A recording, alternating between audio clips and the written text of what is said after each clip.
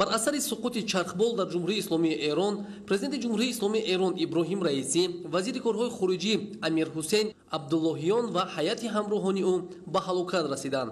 در این باره جمعیت هلال احمر ایران رسما اطلاع می‌دهد. طبق معلومات در داخل چرخبال همچنین والی ولایت آذربایجان شرقی ملیک رحمتی و امام پنج وقته شهر تبریز محمد علی الهاشم نیز همراه بودند. طور اگنتی مهر اطلاع می‌دهد همه مسافران و هیئت سرنشینان در صدمه چرخبال در قسم شمال و غربی جمهوری اسلامی ایران به هلاکت رسیدند. در جای حادثه کارهای تفتیشاتی گزارانده می‌شود.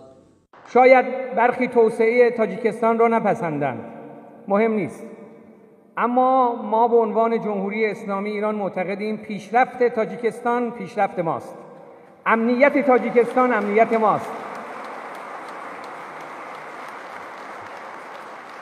باور ما اینه که هر گامی که در جهت پیشرفت در کشور تاجیکستان برداشته میشه عزت همه ماست. لذا در این جهت حتما از هیچ همکاری فروگذار نخواهیم کرد.